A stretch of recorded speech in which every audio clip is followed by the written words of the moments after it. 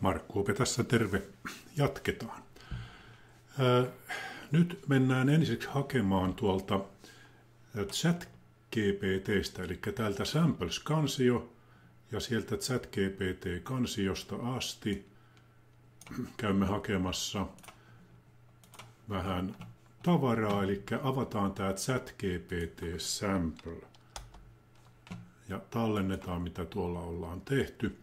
Ja täällä sitten me haemme tämän canvasin ja siinä mä painan kontrollin alas ja ChatGPT:n event-systeemiä ei tarvita, se on olemassa siellä jo. Niin nyt sitten vaan kopioidaan nämä molemmat ja mennään takaisin Starter Assets, Skenes, Playground, sinne ollaan menossa takaisin. Hyvä. Ja sitten vaan tässä paste. Saatiin se canvas ja ChatGPT ja näette, miten se nyt ilmestyykin tänne meidän ChatGPT-tekstikentät. Avataanpas tämä NPC Setup. Nyt me halutaan, että nämä eivät ole näkyvissä silloin, kun peli alkaa, vaan vasta silloin, kun tämä trikkaa tämä event trigger nämä päälle. Ja sitä varten meidän pitää tähän NPC Setupin lapseksi tästä tehdä taas Create Empty. Ja sen nimeksi tulee To Activate. Koodissa on tämmöinen kutsu tolle To Activate objektille. Ja sitten siirretään Canvas ja Shifti alas ChatGPT tämän To Activate lapsiksi ja samoin tämä kamera siirretään sen lapseksi. Ja silloin kun mä valitsen To Activate ja otan sen pois päältä, niin ne eivät ole näkyvissä. Ja sitten vasta kun trikkaus tapahtuu, ne tulee taas näkyviin. Tämä on idea tälle To Activate -peliobjektille. Ja nyt, niin kuin nähdään, valitsen tämän event triggerin ja nyt me voidaan sitten virittää tämä To Activate kohtakoodista näin tuolla peliobjektilla. Sitten avataan Canvas, jossa on nämä tekstikentät. Sitten tehdään Canvasin lapseksi vielä tyhjä peliobjekti ja pistetään sen nimeksi nyt vaikka panel. Noin. Ja käyn katsomassa vähän miltä se nyt näyttää. Se on tollanen täällä skenessä.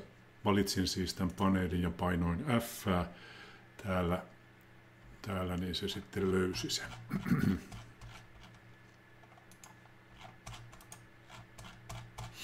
Ja sitten joudutaan vähän etsiskelemään, miltä tämä meidän canvas nyt näyttää.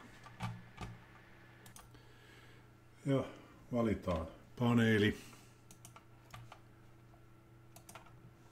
Ja sitten, kun olen valinnut tämän Rectangle-työkalun, niin nyt näin silmämääräisesti voisin tehdä tästä paneelista ehkäpä suurin piirtein tuon kokoisen. Jää vasemmalle puolelle Lindalle tilaa ja playerille oikealle puolelle. Sitten joudutaan vielä tässä säätää myöhemmin asioita. Painetaan tästä ja mä painan alas Shift ja Alt ja valitsen tämän alhaalta keskeltä tämän vaihtoehdon ja sitten annan paneelille leveydeksi vaikkapa 500 nyt tässä vaiheessa. Sitten mä vien kaikki nämä Input Field, Button ja Message Area, ne 3 valitsen ja vien tänne paneelin lapsiksi. Sitten mä valitsen tämän Message Arean ja täältä tämän Stretch ja Shift Alt alas, niin tämä ylös ja venytys sille. Sitten tämä Input Field. Samoin valitsen tästä Shift ja Alt alas ja pannaan se tänne alas ja venytys. Ja sitten voisi tälle positiota pistää Y-positiota vähän ylöspäin. Sitten tälle message arealle positiota vähän alaspäin. Kokeillaan -20, se on tämmöinen mukava. Joo. Sitten valitaan tämä button. Ja sieltä taas Shift ja Alt alas ja valitaan tämä alakulma, mutta nostetaan sitten Y-suunnassa tuohon samaan kohtaan, missä on tämä meidän. Noin. Yes. Tehdään tästä buttonin leveydestä vain 60. Se ei tarvitse ihan noin leveä olla. Annetaanpas tälle buttonille nyt nimi. Siinä lukeekin tekstissä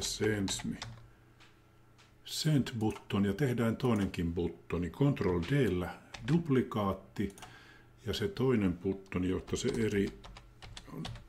että erotetaan, niin se saa olla close buttoni.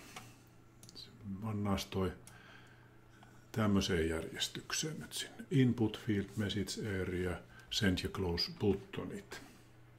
Sitten Message Arean right paddingkin saa olla vaikka, nyt oli väärä, Ctrl-Z:llä ei tietysti Message Area, vaan tämä Input Fieldin right paddingkin saa olla 100, että siihen rupeisi mahtumaan nämä meidän buttonit. No, tarkemmin laskien annetaankin sille 160. Ja sitten otetaan tuo Send-buttoni ja siirretäänpä sitä. Otetaan sille siirtoa noin tuohon kohtaan. Ja sitten Close-buttoni, teksti saisi olla tietysti close. Isolla C:llä. Sitten valitaan close button vielä ja viritetään se plus tällä event triggerillä. Eli viedään event trigger tonne. Ja sitten täältä kohdasta no function valitaan dialog trigger skripti ja täältä löytyy recover-funktio. Talletetaan välillä. Ja sitten animaatiot, mistä ne trikataan? No ne trikataan täältä ChatGPT-skriptistä, eli avataanpa se. Sieltähän se OpenAI meille tuo tekstiä. Ja tänne tehdään ennen start-funktiota vähän tilaa ja lisätään uusi muuttuja public unity event on reply received. Ja tämä saa olla animaation aloitusmuuttuja. Ja nyt puuttuu tuo unity event, näyttää vähän punaista. Ja se paikka löytyy tästä.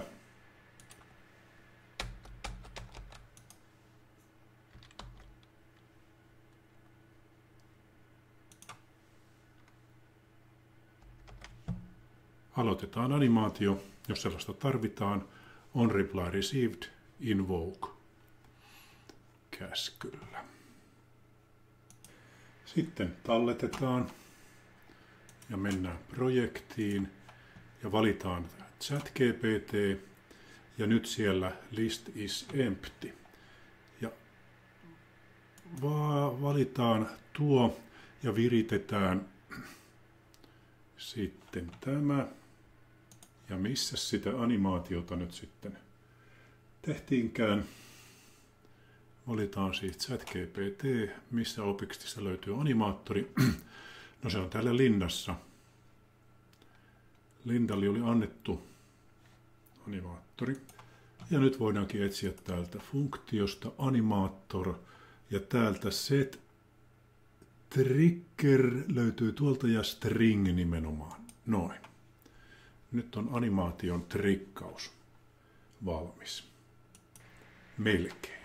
Melkein valmis, eli se trikkaus string, mikä se olikaan se sana, se oli talk. Talk-sanalla se sitten animaatio lähtee käyntiin. Nyt voimme sitten lähteä kokeilemaan, testaamaan, painetaan play. Kävellään kohti Lindaa, kunnes tullaan trikkausalueelle ja silloin ilmestyy tämä keskustelukenttä. Huomataan, että se standing point on liian lähellä, sitä pitää siirtää, mutta testataan, sanotaan hi, send ja hello there, ja Lindalle tuli tuommoinen pieni liikekin siihen, eli animaatio toimii. Kysytään, who are you? I'm just a random stranger ja niin edelleen. Ja animaatio toimii. Ja close-nappi toimii myös. Close-nappi toimi sillä tavalla, että oltiin taas ja päästään pois tilanteesta. No nyt pientä säätöä täytyy tehdä. Se pannaan pois päältä ja tämä standing point, se olikin liian lähellä, kun sitä katsotaan.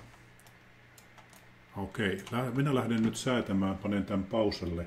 Te säädätte kans omia kuvianne siellä.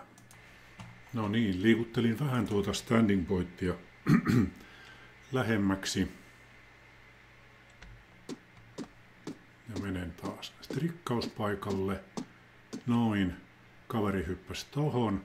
Ja nyt on näkyvissä tuolta keskustelu. Hi. My name is Markku. Send. Tekoäly vastaa. Hi there Markku, how can I help you today? Okei. No nyt tietysti tätä sekä kameraa olisi nyt säädettävä ja näiden paikkoja vielä säädettävä, jotta nämä näkyisi paremmin nämä animaatiot, mutta idea on nyt tässä. En tässä tee enempää tätä säätämistä.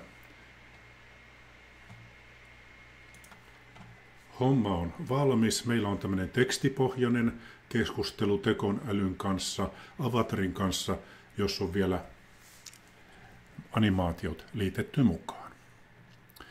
Tästä mennään eteenpäin seuraavilla videoilla. Kiitoksia mielenkiinnosta. Moi!